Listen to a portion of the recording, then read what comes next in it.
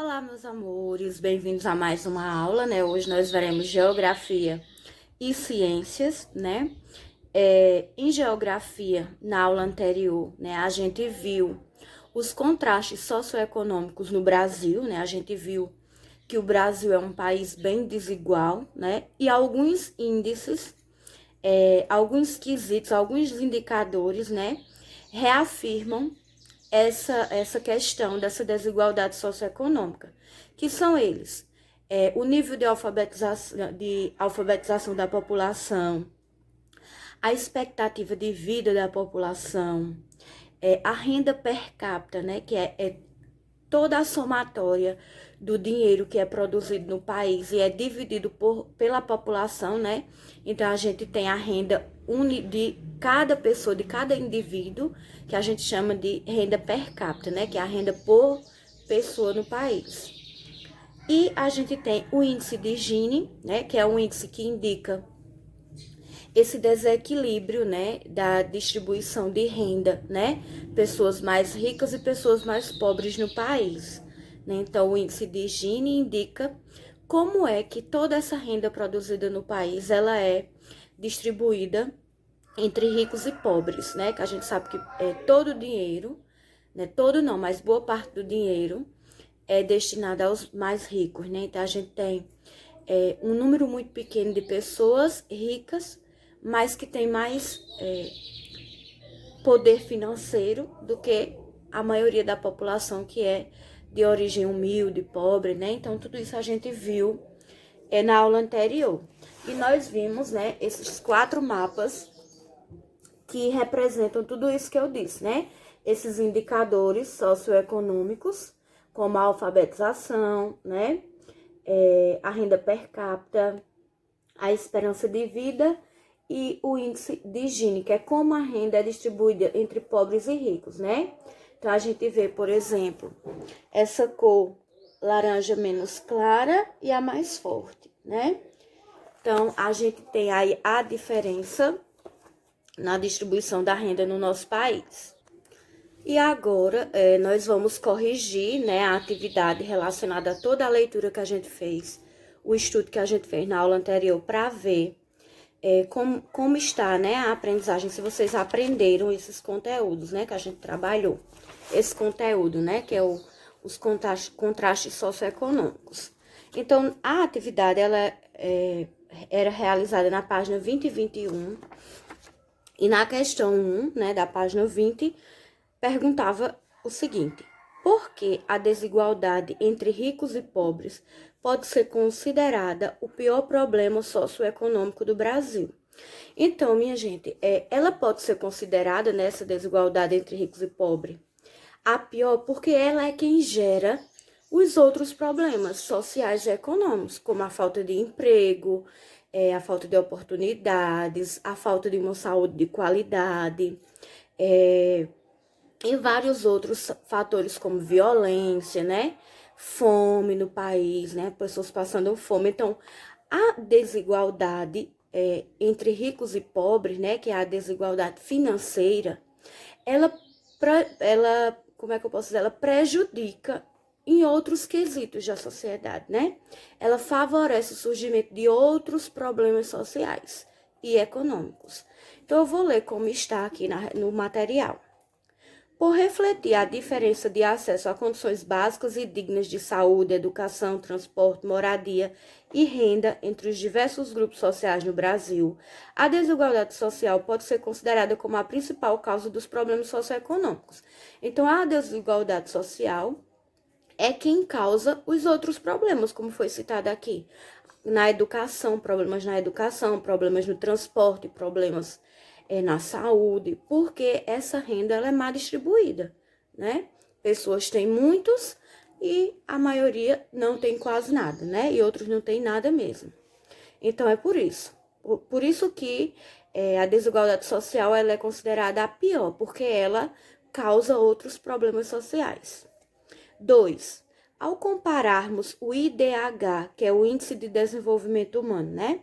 E a renda per capita e o índice de Gini no Brasil, o que podemos observar? E o que isto significa, né? Então, apesar de o IDH e a renda per capita representarem níveis mais altos, o índice de Gini indica uma grande desigualdade, ainda que pode significar uma má distribuição de renda no Brasil, porque o índice de Gini, ele indica, né, a quantidade de pessoas ricas e a quantidade de pessoas pobres, né, como esse dinheiro ele é distribuído entre pobres e ricos. Então, ele vai em contrapartida com o número do IDH, o índice de IDH, e a renda per capita. Por quê? Tanto o IDH como a renda per capita são números médios, não são médias.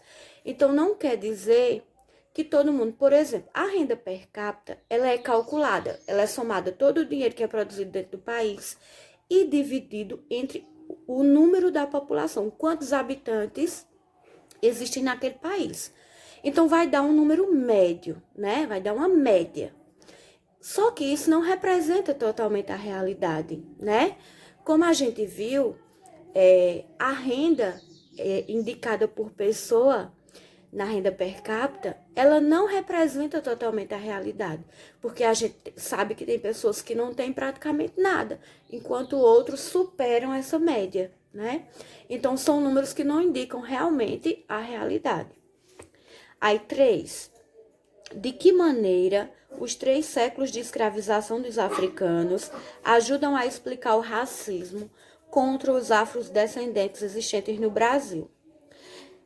Os negros, minha gente, a gente já comentou muito, né, sobre a história, a vinda dos africanos para cá, dos negros africanos, e a gente viu que eles sempre foram, no passado, né, tratados como uma mercadoria. Eles eram levados para o centro da cidade para serem vendidos como se fossem mercadorias que estavam oferecendo lá no comércio, né? Então, eles sempre foram tratados como mercadorias, eles nunca tiveram direitos, né?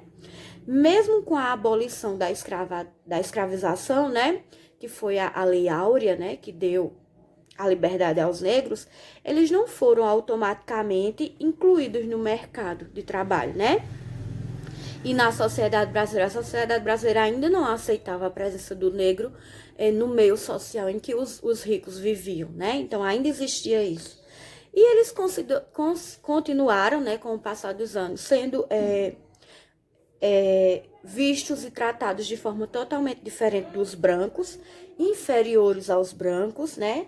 O que implicou na marginalização, ou seja, hoje os negros são marginalizados porque desde o passado eles eram vistos como inferiores, como mercadorias, eles não eram aceitos no meio social, e tudo isso, desde lá do período da escravização, foi se continuando ao longo do tempo, né? E hoje a gente ainda sente a presença do preconceito, do racismo com os negros, né? Apesar de hoje a população ser mais consciente, né? Ter mais informações, porém a gente ainda precisa muito melhorar nessa questão do tratamento dos negros, né? Na outra página, a gente tem aí a atividade Vamos Relembrar, que era para vocês completar os espaços em branco das frases lacunadas, né? Aí na letra A, dizia o seguinte: os indicadores, aí você ia completar com 2 nomes de indicadores, que eram os indicadores sociais e econômicos. Por isso que a gente está estudando socioeconômicos, contrastes socioeconômicos, porque são 2 quesitos, é o social e o econômico do país, né? Então, os indicadores sociais e econômicos são importantes para que haja estudos comparativos sobre o grau de desenvolvimento dos países. Então, para ver para se estudar o desenvolvimento do país, é preciso dar ênfase ao social e ao econômico do país, para ver como é que tá esses 2 panoramas no país, né? B, aí você ia completar com ONU, né? Utiliza indicadores dos países para implantar programas e projetos de redução da pobreza, do analfabetismo, da mortalidade infantil, entre outros. Então, a ONU, que é a Organização das Nações Unidas, eles precisam estudar todos os países, né? Ver como é que está o social, o econômico do país, para que eles possam identificar quais são os problemas mais graves e que eles possam criar ou planejar, né, programas para que melhore essa situação dos países, né? Então, aqui na B seria ONU, ONU, tudo em letra maiúscula. C.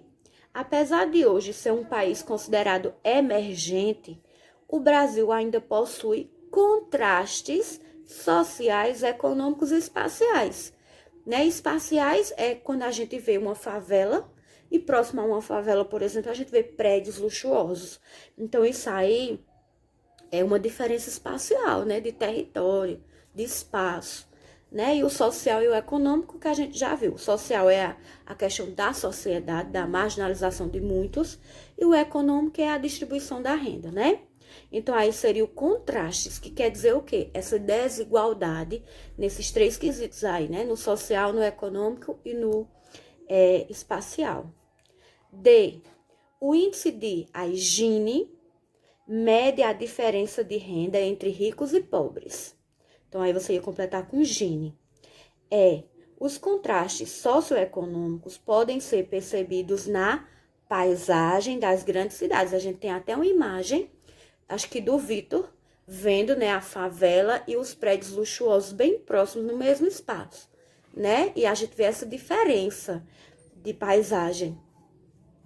Aí agora, na 2, qual é um dos maiores problemas sociais do Brasil que pode ser considerado como causador dos demais? Então, isso é o que a gente respondeu aqui, ó, por exemplo, na questão 1. Então, o problema principal, o pior, né, que ocasiona os demais, é a desigualdade social. Então, a desigualdade social, ela faz com que muitos não consigam ter oportunidades de emprego, acesso à educação, uma saúde de qualidade. Então, essa desigualdade social, onde uns têm muitos e outros não têm quase nada, faz com que esses outros problemas, né, surjam. Então, por isso que a desigualdade social, ela é a pior, ela é a principal, né, causadora desses contrastes. 3. A média de anos que uma população vive recebe o nome de... Aí tem densidade demográfica, não era essa. Índice de Gini, não era essa, que a gente viu que o índice de Gini, ele mede a diferença, né, da renda entre ricos e pobres.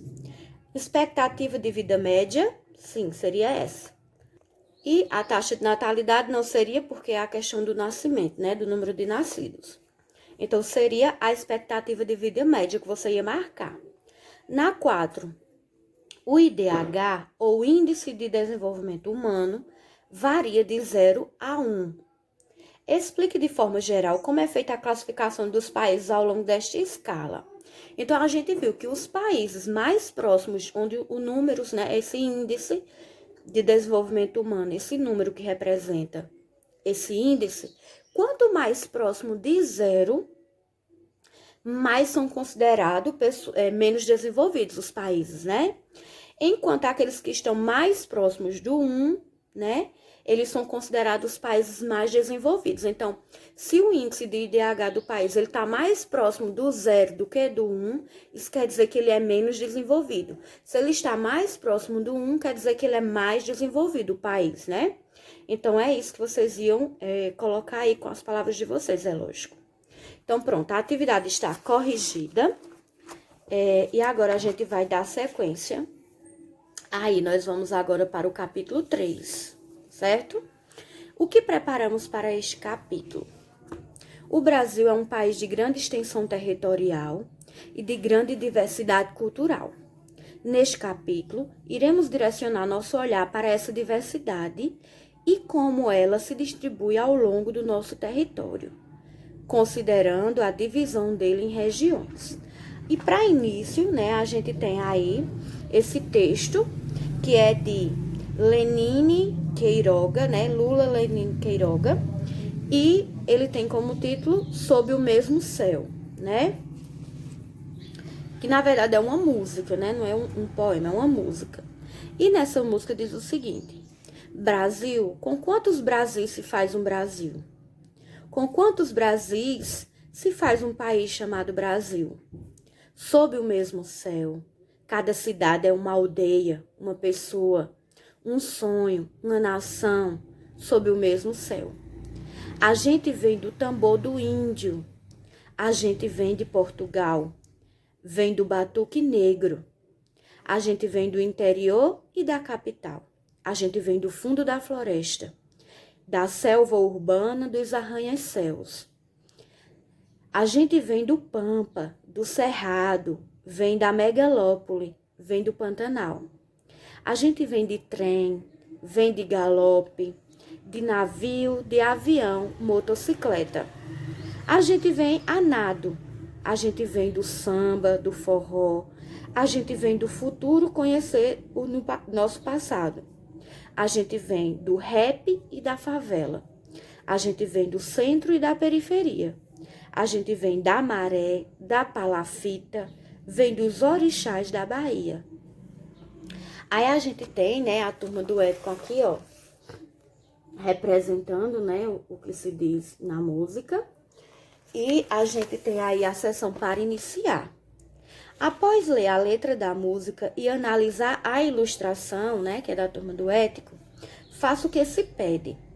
Grife na letra os versos que mostram a origem do povo brasileiro, de onde vem o povo brasileiro. Então, você vai grifar, passar um traço embaixo de cada verso do poema que está demonstrando a origem do povo brasileiro.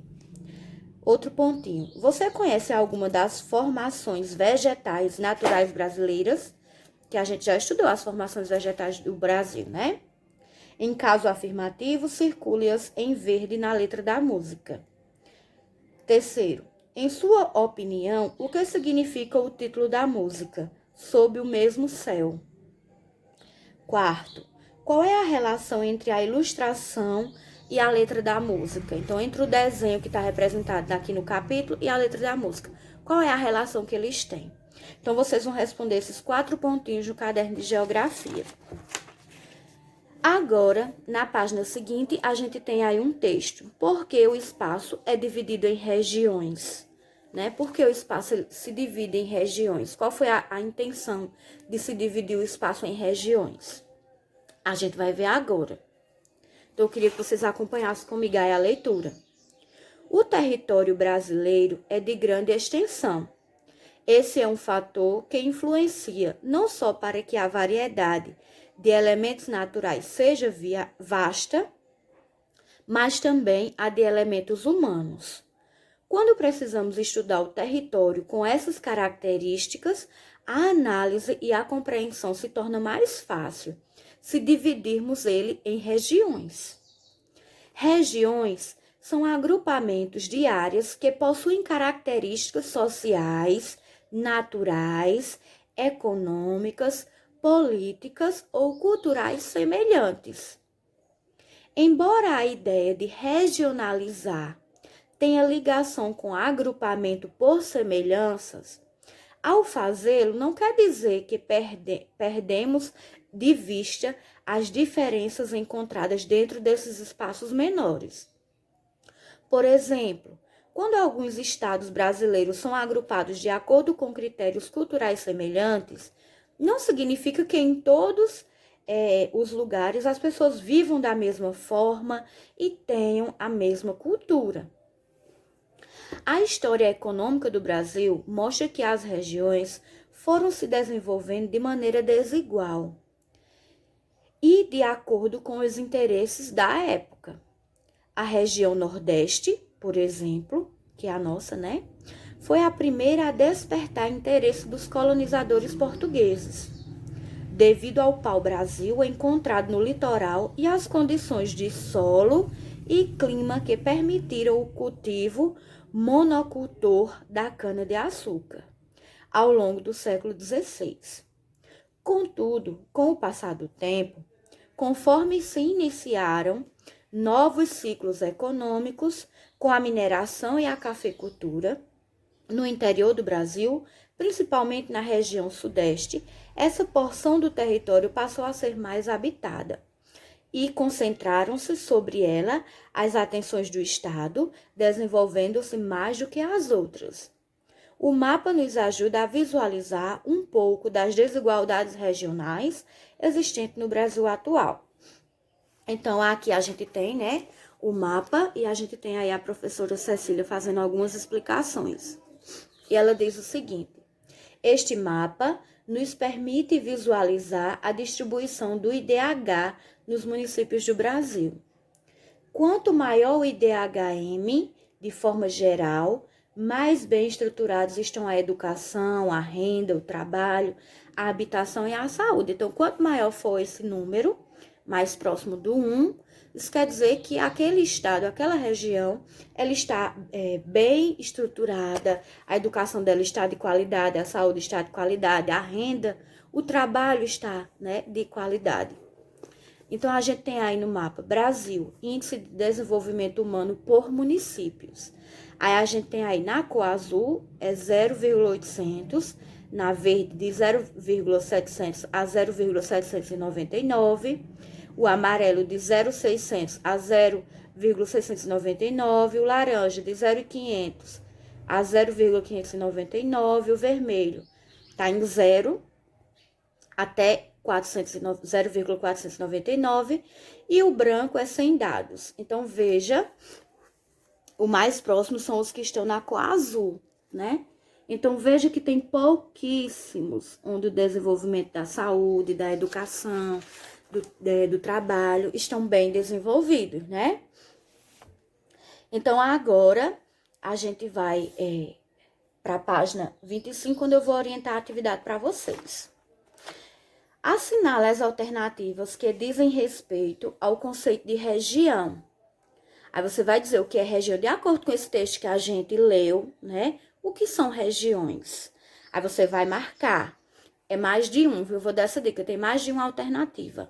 Então, espaços sem divisões, agrupamentos de áreas, áreas com características semelhantes, além das semelhanças, a ausência, ou seja, a falta de diferenças sociais e econômicas. Então, você vai marcar aí qual dessas alternativas melhor responde ao conceito de região.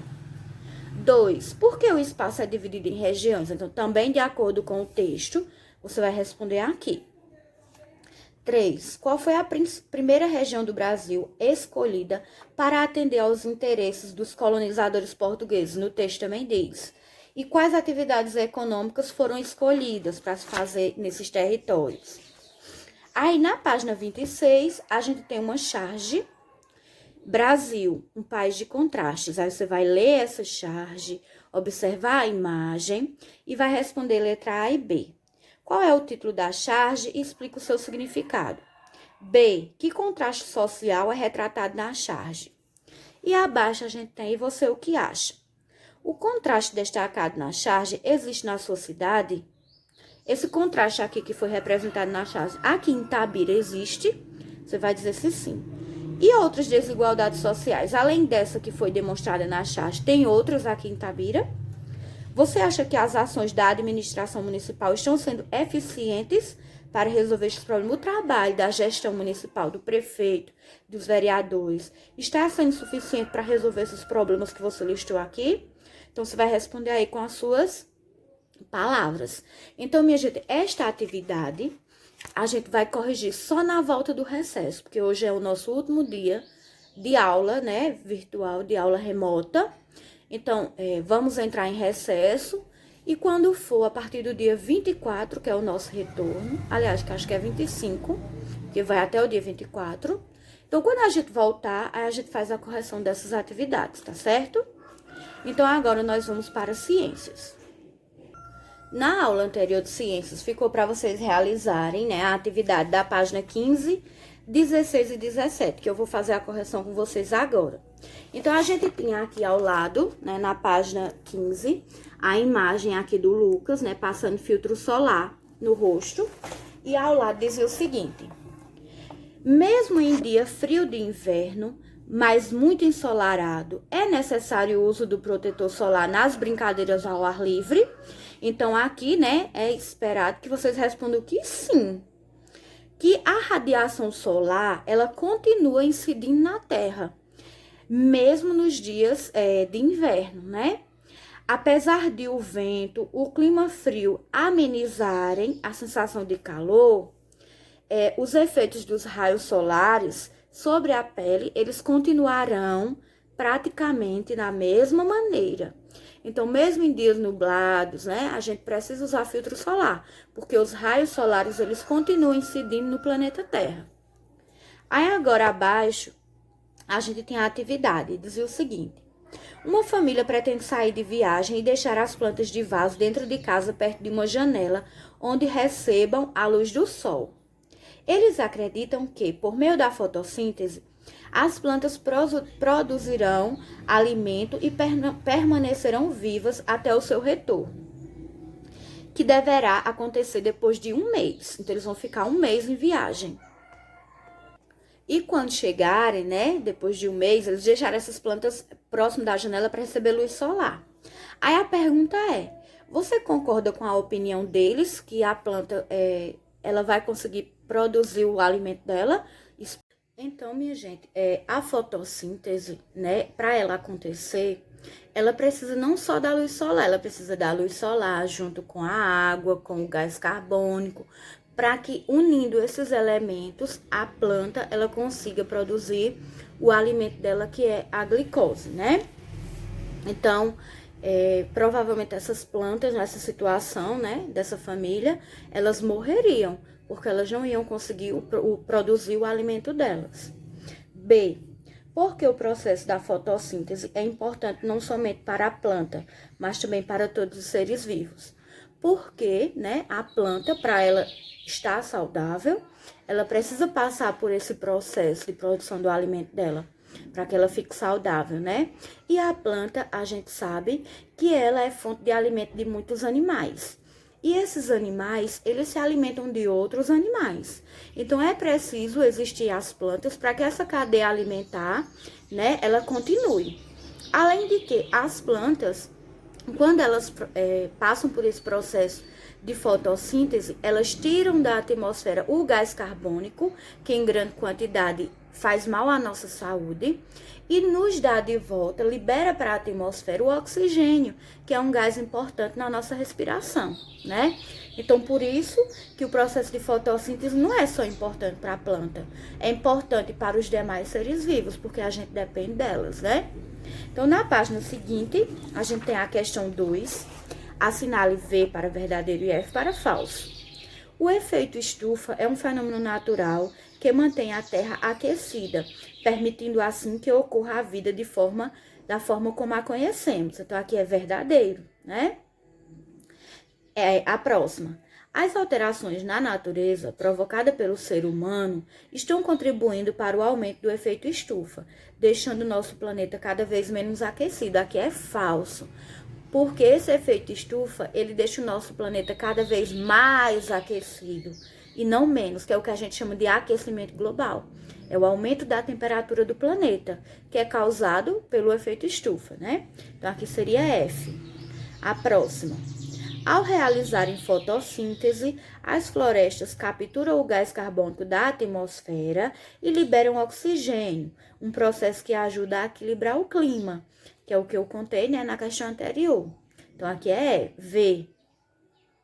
A próxima. No setor de transporte, os que mais contribuem com as emissões de gás carbônico são as motocicletas e os trens, seguidos pelos ônibus e pelos carros. Então, aqui é falso, né? Na verdade, no setor de transporte, os carros, eles são os que mais contribuem para essa emissão, né, de gás carbônico. Então, são os carros. Então, aqui está errado, aqui é F, tá certo? Aí, a gente tem, na questão 3, uma imagem, né, que é essa aqui, ó, do urso polar, e um pedacinho de geleira, né? E na letra A diz o seguinte: qual é o problema ambiental mostrado? Então, o problema ambiental aqui mostrado é o derretimento das geleiras. Ou quem colocou das calotas polares também tá ok. B. Podemos afirmar que ela representa uma consequência de qual fenômeno? Assinale a resposta correta. Então, ela é uma consequência, minha gente, do aquecimento global. A gente viu que com o aquecimento global, com o crescimento da temperatura do nosso planeta, as geleiras elas estão derretendo cada vez mais rápido, né? Então, essa imagem aqui, ela representa o derretimento de geleiras que é ocasionado pelo aquecimento global, certo? Então, era essa a atividade. Aí, agora nós vamos para a Vamos Relembrar. Na Vamos Relembrar, vocês tinham aí um banco de palavras onde vocês iam completar aqui esse texto. Então, eu vou fazer a leitura do texto como ela deveria ficar com as palavras complementando aí o espaço, tá certo? Então, ficaria da seguinte forma. A atmosfera terrestre contém gases indispensáveis para a respiração dos seres vivos. Um deles é o gás carbônico, que é indispensável para as plantas, para a realização da fotossíntese. A atmosfera também desempenha uma importante função conhecida como efeito estufa. Este é um fenômeno natural que evita que a temperatura do nosso planeta sofra variação muito grandes. A radiação solar atravessa a atmosfera e chega à superfície terrestre. Parte dessa energia é absorvida e parte é refletida de volta para o espaço. Com isso, à noite, o ambiente se mantém aquecido. O aumento do gás carbônico na atmosfera, causado pela emissão dos gases das fábricas, dos veículos e das queimadas, tem intensificado o efeito estufa, aumentando a temperatura do planeta e provocando o aquecimento global. Este processo traz sérias consequências, como o derretimento das calotas polares e as mudanças climáticas. Então, ficaria assim esse texto. Agora, nós vamos fazer a abertura do capítulo 2 de Ciências, né? Que tem como título Caminhos da Água. Então, vamos ver agora o que preparamos para este capítulo. Neste capítulo, reconheceremos a presença da água nos diferentes estados da matéria. Também descreveremos como ocorre o ciclo da água na natureza. É isso que nós vamos estudar. Para início, a gente tem a letra de uma música de Arnaldo Antunes, que se chama Água. Que se você sentir interesse em ouvir, né, a música, você coloca lá no YouTube. É Água, de Arnaldo Antunes, que você ouve essa música. Mas agora eu gostaria que vocês lessem junto comigo a letra dessa música, né, que fala sobre a água. E ela diz o seguinte: da nuvem até o chão, do chão até o bueiro, do bueiro até o cano, do cano até o rio, do rio até a cachoeira, da cachoeira até a represa, da represa até a caixa d'água, da caixa d'água até a torneira, da torneira até o filtro, do filtro até o copo, do copo até a boca, da boca até a bexiga, da bexiga até a privada, da privada até o cano, do cano até o rio, do rio até outro rio, de outro rio até o mar e do mar até outra nuvem. Né? Então, essa é a música Água. Aí, agora, nós temos aí a sessão para iniciar, que você vai responder de acordo com a letra da música e com a imagem que representa aí no capítulo, nas 2 páginas. E diz o seguinte: a que se refere a letra dessa música? A letra dessa música está se referindo a que processo sobre a água, né? Segundo pontinho, nessa letra de música, você consegue identificar o caminho da água na natureza? Explique. Então, você vai responder se sim ou não e explicar, porque sim e não não é a resposta, né? Completa. Outro pontinho, de acordo com a música, como o ser humano faz parte do ciclo da água na natureza? Que o ser humano, ele participa do ciclo da água, e como ele faz parte disso? Né? Você vai responder todas essas questões no seu caderno de ciências. E agora, nós vamos para o texto aí, que é Estados Físicos da Água na Natureza. Porque a água, ela se apresenta, né, na natureza, em 3 estados físicos, que a gente vai estudar agora. Como vimos na abertura deste capítulo, na natureza, a água percorre um caminho que é cíclico, ou seja, em forma de cilindro, né, de círculo. E está presente na atmosfera, no solo e nos rios e oceanos. Muitas vezes não percebemos a presença da água porque ela não se encontra visível, ou seja, ela está no estado gasoso. Então a água que tem na nossa atmosfera está presente no ar. A gente não visualiza, porém ela está presente na atmosfera em forma de gás, de vapor de água, né? A água no estado gasoso é vapor de água e existe em toda parte, mas não na mesma quantidade. No mesmo lugar, existem dias, geralmente depois dos chuvosos, em que há muito vapor de água no ar.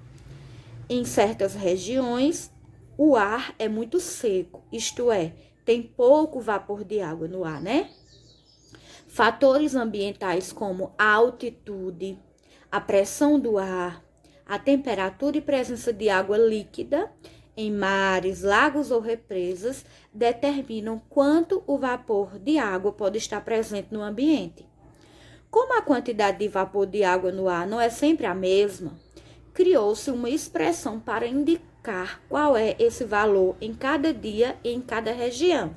É a umidade relativa, que a gente sempre ouve nos telejornais, né?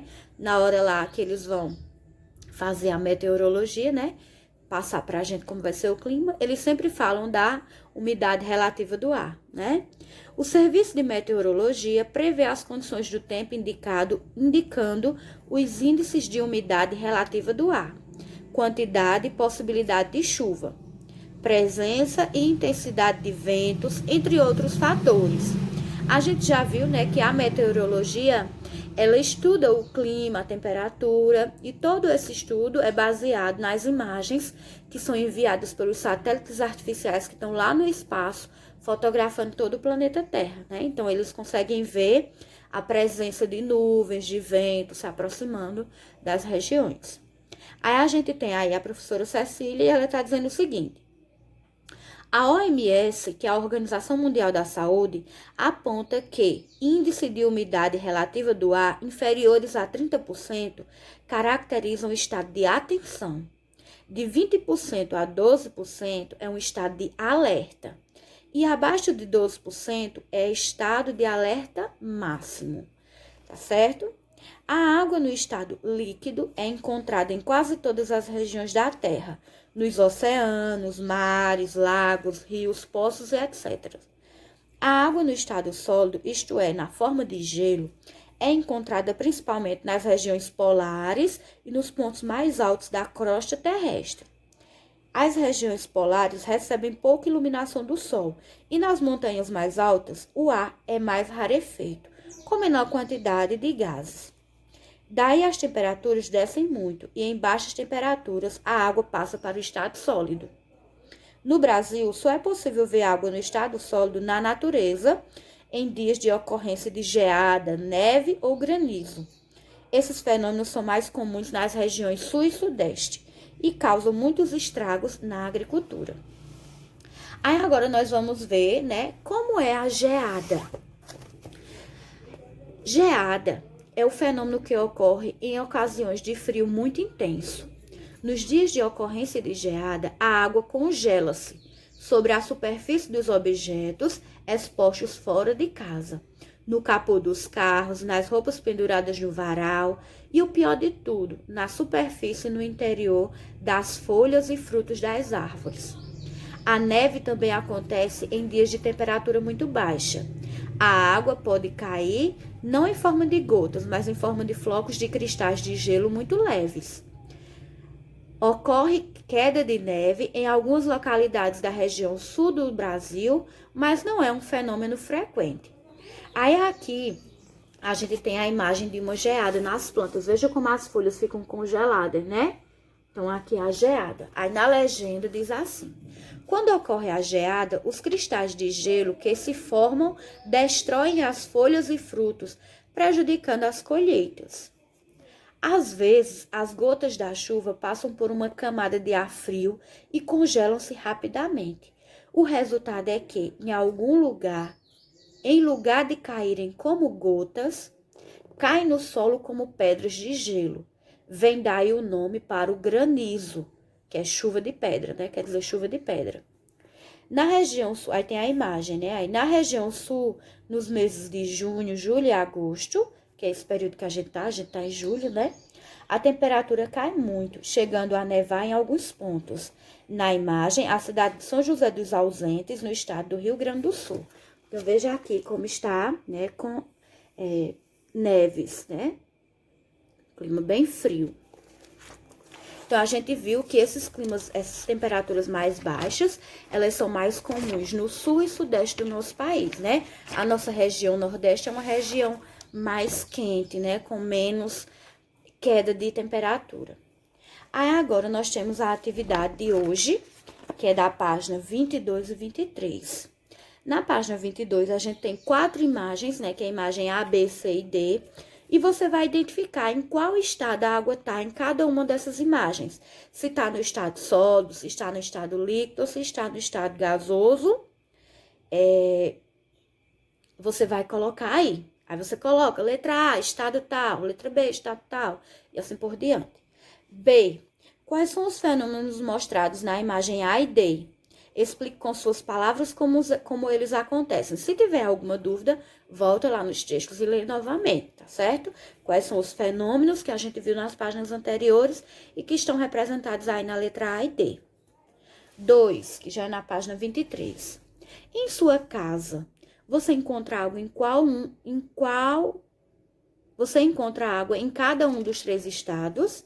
Então, você encontra na sua casa água no estado sólido, líquido e gasoso.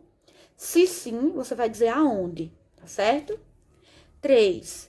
Que usos podemos fazer da água no estado sólido e gasoso? A água no estado sólido, ela usa em quê? E no estado gasoso, a gente usa em quê? Então, você vai responder aí. 4. Observe a previsão do tempo para a cidade de Recife, Pernambuco. Aí a gente tem a variação do clima aí, né? Que é a máxima de 31, a mínima de 23, que é a setinha para baixo. E a gente tem aí todas as informações de manhã, tarde e noite.